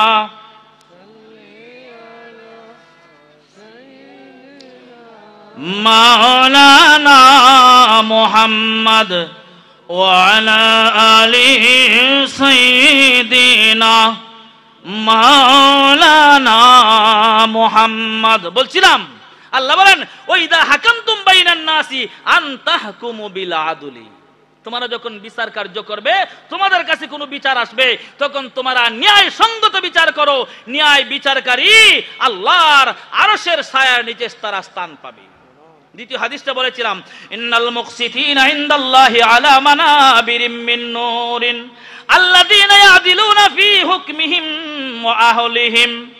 আল্লাহর নবী সরওয়ারে কায়নাত মুহাম্মদুর রাসূলুল্লাহ সাল্লাল্লাহু আলাইহি ওয়াসাল্লাম ফরমান, একজন ন্যায় বিচারকারী, ইনসাফকারী আল্লাহর পাশে, আল্লাহর কাছে একটা নূরের কুরসির মধ্যে তাদেরকে বসাইয়ে দেওয়া হবে। কোন সমস্ত ন্যায়কারী যারা বিচার কার্য করে, বিচার কার্যের মধ্যে তারা ন্যায় সঙ্গতি বিচার করে, সেই বিচারটা তাদের ফ্যামিলিগত বিষয় হোক, পাড়া প্রতিবেশীর উপরে হোক, একটা দেশের উপরেই হোক, যারা ন্যায় সঙ্গত বিচার করবে, আল্লাহ রাব্বুল আলামিনের পাশে তাদেরকে নূরের মিম্বরে বসায়া রাখবে। বন্ধুরা আমার, একজন হক্কানি মানুষ ন্যায় বিচার প্রতিষ্ঠা করার জন্য এদের জীবন পর্যন্ত উৎসর্গ করে দেয়। আরেকটি ঘটনা বলছি, আল্লামা তকি উসমানী লেখেন, আলেকজান্ডারিয়া যখন শাসন করলো, জয় করলো সেনাপতি হযরতে আমর ইবনুল আস রাদিয়াল্লাহু তাআলা আনহু, নবীজির বিশ্বস্ত একজন সাহাবী হযরতে আমর ইবনুল আস রাদিয়াল্লাহু তাআলা আনহু। হে আমর ইবনে আস রাদিয়াল্লাহু তাআলা আনহু আলেকজান্ডারিয়া যখন শাসন করছেন, উনি তখন একজন গভর্নর ছিলেন। এই সময় ন্যায় প্রতিষ্ঠাকারী, ইনসাফকারী হিসাবে একজন শাসক ছিলেন, একজন গভর্নর ছিলেন হযরতে আমর ইবনুল আস রাদিয়াল্লাহু তাআলা আনহু। সেখানে হিন্দুরাও বসবাস করত, খ্রিস্টানেরাও বসবাস করত, ইহুদিরাও বসবাস করত, মুসলমানেরাও বসবাস করত। খ্রিস্টানেরা তাদের যিশু খ্রিস্টের মূর্তি বানায়া কি করত? তারা পূজা করত, অর্চনা আরাধনা করত। বাংলাদেশেও বর্তমানে যারা খ্রিস্টান আছে, তাদের যিশুর মূর্তি বানায়া তারা কি করে? পূজা করে। সেই সময়ও ছিল। তারা যেই যিশুর মূর্তি বানায়া পূজা করত, হঠাৎ করে দেখে তাদের যিশুর নাকটা ভাঙ্গা, তাদের যিশুর নাক নাই, বুঝতে হয়ে গেছে। মুসলিম শাসন চলতেছে, খ্রিস্টানরা আসিয়া সেনাপতি আমর ইবনুল আস রাদিয়াল্লাহু তাআলা আনহুর কাছে বিচার দিল যে আপনাদের মুসলিম শাসন চলতেছে, আমাদের যিশু খ্রিস্টের নাক ভাঙ্গে নিয়ে গেছে, সেই দায়িত্বভার আপনাদের উপর, মুসলমানদের উপর, যেহেতু আপনারা শাসন করতেছেন। সত্য কথা, ইসলামী রাষ্ট্র যখন হবে, সেই প্রেসিডেন্টের উপরেই, সেই বাদশার উপরেই, সেই গভর্নরের উপরেই সেই দোষটা পাবে। আমর ইবনে আস রাদিয়াল্লাহু তাআলা আনহু গরম হয়ে গেলেন, কে করলো এই কাজ? সঙ্গে সঙ্গে ঘোষণা করলেন যে অভিযুক্ত ব্যক্তিকে ধরিয়ে আনো, তার পুরাপুরি ইনসাফ পূর্ণ বিচার করা হবে। কে আর থুকাইয়া কি আর পাওয়া যায় সুর? কুচতে কুচলে আর পাইল না। তাদেরকে একত্রিত করিয়া বলল যে তোমাদের মূর্তি বানাইতে যত টাকা খরচ হয়েছে আর সমস্ত টাকা আমরা দিয়ে দিব, আর আমরা কি করলাম তোমাদের কাছে ক্ষমা প্রার্থী। বললে না, এটা আমরা মানি না। কি করবে না? মানব না। নাকের বদলে নাক চাই। কি চাই? নাকের বদলে নাক চাই, টাকা পয়সা চাই না। তাদের ইচ্ছা হলো, প্রকাশই করে ফেলেছেন। হযরত আমর ইবনুল আস রাদিয়াল্লাহু তাআলা আনহুর সামনে এসে দাঁড়াইয়া, হ্যাঁ সেনাপতি আমর ইবনুল আস, আমাদের যিশু খ্রিস্ট হচ্ছে আল্লাহ রাব্বুল আলামিনের ছেলে। হ্যাঁ, বলেন না নাউজুবিল্লাহ। আল্লাহর ছেলে হইছে যিশু খ্রিস্ট, মানে ঈসা আলাইহিস সালাতু ওয়াস সালাম। তারা তিন খুদা মানতো, সালিসু সালাসা। ঈসা আলাইহিস সালাতু ওয়াস সালামকে আল্লাহর পুত্র বলতো, আর মরিয়ম আলাইহিস সালাতু ওয়াস সালামকে আল্লাহর স্ত্রী বলতো। যাই হোক, এটা ভিন্ন কথা। হযরত আমর ইবনে আস রাদিয়াল্লাহু তাআলা আনহুকে বললেন যে আমাদের যিশু খ্রিস্ট হচ্ছে আমাদের একজন আল্লাহর সন্তান, সম্মানিত ব্যক্তি। ওই রকম একজন সম্মানিত ব্যক্তির মূর্তি বানাইয়া আমরা তার নাক ভাঙবো, মানে নাকের বদলা নাক। প্রকাশ্যভাবে বলে নাই, গুড়াইয়া বলেছে যে তোমাদের নবী মুহাম্মদুর রাসূলুল্লাহ সাল্লাল্লাহু আলাইহি ওয়াসাল্লামের একটা মূর্তি বানাইয়া আমরাও তার নাকটা ভেঙে দিব। আমর ইবনুল আস রাদিয়াল্লাহু তাআলা আনহু আর সহ্য করতে পারে নাই। কিন্তু উনি তো একজন শাসক, উনি হচ্ছেন গভর্নর। রাগটাকে দমায়ে রাখিয়া বললেন, হে খ্রিস্টানেরা, নবী সাল্লাল্লাহু আলাইহি ওয়াসাল্লাম দুনিয়া থেকে বিদায় হয়েছেন। নবী নির্দেশ দিয়েছেন মূর্তি বানানো হারাম। শুধু তোমাদের প্রতিশোধ নেওয়ার জন্য আমাদের নবী মুহাম্মদুর রাসূলুল্লাহ সাল্লাল্লাহু আলাইহি ওয়াসাল্লামের একটা মূর্তি নির্মাণ করতে পারি না, এটা হারাম কাজ করতে পারি না। এরা খ্রিস্টানেরা, এই কাজ আমরা করতে চাই না, করতে পারবো না। আমাদের নবীর মূর্তি বানাতে পারবো না। তবে তোমরা যদি চাও, একজন মানুষের নাক তোমরা কাটিয়ে নিয়ে যাও, একজন মানুষের নাক আমরা তোমরা কাটিয়ে নিয়ে যাও।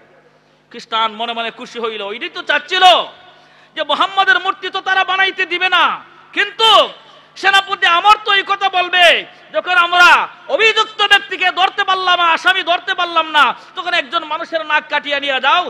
সেনাপতি আমরই তো বলবে আমার নিজের নাকটা কাটিয়ে নাও। উনি হচ্ছেন শাসক।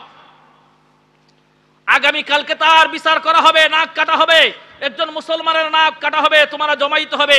সারা দেশের মানুষ একত্রিত হয়েছে, জমাইত হয়েছে, আজকে না জানি কার নাক কাটা হবে। খ্রিস্টানেরা মঞ্চের মধ্যে দণ্ডমান হইল। সেনাপতি আমর ইবনুল আস রাদিয়াল্লাহু তাআলা আনহু বললেন, হে খ্রিস্টানেরা, আমরা মুসলমান, আমরা ন্যায় বিচার করব, ইনসাফপূর্ণ বিচার করব। যেহেতু আমি হচ্ছে এই দেশের সেনাপতি, আমার হাতে ক্ষমতা, আমি একজন অন্য মানুষের নাক কাটার হুকুম দিতে পারি না। হে খ্রিস্টান জাতিরা, তোমরা আমি সেনাপতি আমর ইবনুল আসের নাকটা কাটিয়া নাও। খ্রিস্টান পুরোহিত তলোয়ার নিয়ে দাঁড়াইল সেনাপতি আমর ইবনুল আস রাদিয়াল্লাহু তাআলা আনহুর নাক কাটার জন্য। উনি হাত আটাইতেছেন, আর আমর ইবনুল আস নাকটা আগাই দিয়েছেন কাটার জন্য। বলেন না সুবহানাল্লাহ। ইনসাফ প্রতিষ্ঠা করার জন্য, ন্যায় বিচার করার জন্য নিজের নাক কাটিয়ে দিতেছেন। এই হচ্ছে মুহাম্মদুর রাসূলুল্লাহ সাল্লাল্লাহু আলাইহি ওয়াসাল্লামের আদর্শ। হযরত সেনাপতি আমর ইবনুল আস রাদিয়াল্লাহু তাআলা আনহু, সেনাপতি আমর ইবনুল আস রাদিয়াল্লাহু তাআলা নাকটা বাড়াই দিলেন। এমন সময়ে একজন ব্যক্তি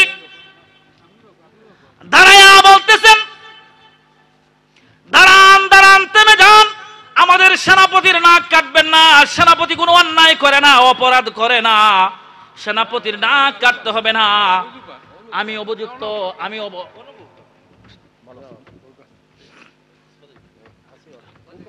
দুরূদ পড়েন সাল্লাল্লাহু আলা সাইয়্যিদিনা মাওলানা মুহাম্মদ ওয়া আলা আলিহি ওয়া আসহাবিহি ওয়া সাল্লাম। সাল্লাল্লাহু আলা সাইয়্যিদিনা ওয়া মাওলানা মুহাম্মদ ওয়া আলা আলিহি ওয়া আসহাবিহি ওয়া সাল্লাম। সাল্লাল্লাহু আলা সাইয়্যিদিনা ওয়া মাওলানা মুহাম্মদ ওয়া আলা আলিহি ওয়া আসহাবিহি ওয়া সাল্লাম। মারহাবা। আমরা ধন্য আজকে দুইজন মহাপুরুষ, সাবেক দুইজন চেয়ারম্যান আমরা সামনে আইছেন, জানি আমরা খুবই মায়ার মানুষ। বিশেষ করে উনি আমার ভালো করে চিনেন, উনিও আমার বেশি চিনবেন না, উনি আমার ভালো করে চিনেন। আমরা ধন্য আজকে। যাই হোক, বলছিলাম আমি যেই কথার মধ্যে ছিলাম, হয়তো আমার সময় শেষ গণাই আসছে। সেনাপতি আমর ইবনে আস রাদিয়াল্লাহু তাআলা নাকটা বাড়াই দিলেন, আর খ্রিস্টান পুরোহিত তলোয়ার হাতে নিয়ে ওনার নাকটা কাটবেন, রেডি হইতেছেন হাত উত আড়াইয়া। ওই সময় এত মানুষের ভিড় থেকে একজন দাঁড়ায় বলতেছেন, দাঁড়ান দাঁড়ান,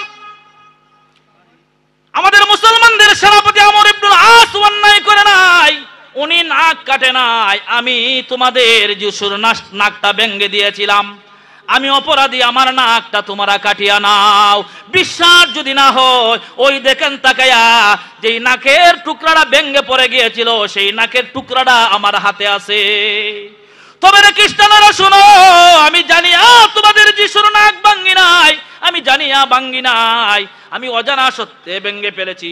সে বর্ণনা দিল, আমি তীর মারিয়া পাখি শিকার করতাম, তোমাদের যিশুর নাকের মধ্যে একটা পাখি বসে গিয়েছিল, ওই পাখিটাকে আঘাত করার জন্য আমি তীর মেরেছিলাম।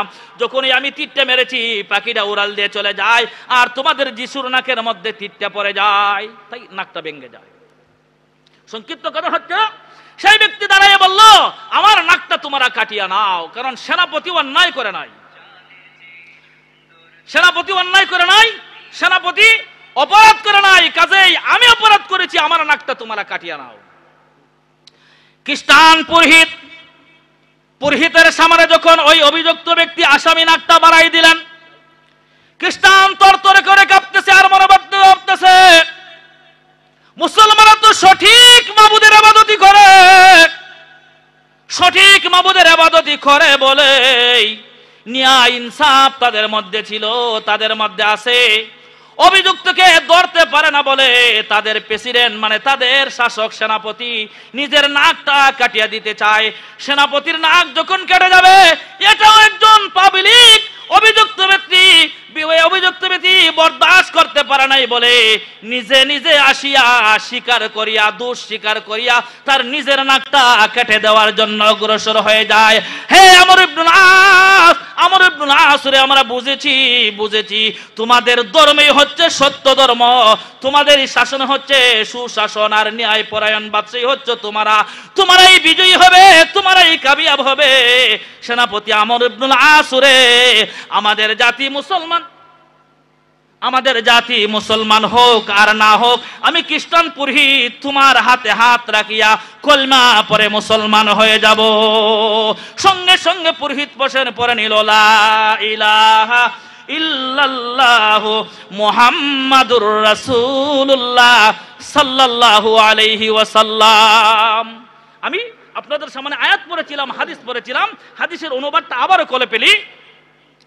বলছিলাম, মানুষের অঙ্গ প্রত্যঙ্গের মাঝে 360টা কি আছে, জোড়া আছে। আল্লাহ রসুল ফরমান, আন আবি হুরায়রা রাদিয়াল্লাহু, আমার সময় শেষ, 2 মিনিটে শেষ করে দিচ্ছি। আন আবি হুরায়রা রাদিয়াল্লাহু তাআলা আনহু قال قال رسول الله صلى الله عليه وسلم كل سلام من الناس عليه صدقه كل يوم تطلع فيه الشمس بعدلوا। আল্লাহ রসুল ফরমান, তোমাদের শরীরের অঙ্গ প্রত্যঙ্গের মধ্যে 360টা জোড়া আছে, আর সারাদিন এটা সচ্ছল থাকে। যখন তোমরা ঘুমাইয়া পড়ো, এখন তখন বন্ধ হয়ে যায়, আবার যখন ঘুম থেকে জাগ্রত হও, আবার সেই জোড়াগুলি চলতে থাকে। যখন আবার চলতে থাকে, তার একটা সদকা দাও। সেই সদকাটা হচ্ছে এই হাদিসের ব্যাখ্যায়, তুমি একটা ইনসাফ কায়েম করো, ন্যায় প্রতিষ্ঠা করো, একটা সুবিচার করো, তাহলে তোমার শরীরের সদকা হয়ে যাবে। 2 নম্বর হাদিসটা পড়েছিলাম, ইন্নাল মুকসিতিনা ইনদাল্লাহি আলা মানাবিরিম মিন নূরিন। আল্লাহর নবী ফরমান, তোমরা যখন সুবিচার কায়েম করবে, একজন ন্যায় বিচার কায়েমকারী আল্লাহ রাব্বুল আলামিনের পাশে একটা নূরের কুরসির মধ্যে আল্লাহ রাব্বুল আলামিন তাকে বসাইয়া রাখবে। আল্লাহ বলেন, ওয়াইদা হাকামতুম বাইনান নাসি আন তাহকুমু বিল আদলি, তোমরা যখন কোন বিষয়ের বিচার করবে, ন্যায় বিচার করবে, আদল করবে, ইহসান করবে, সমাজে শান্তি প্রতিষ্ঠিত হবে।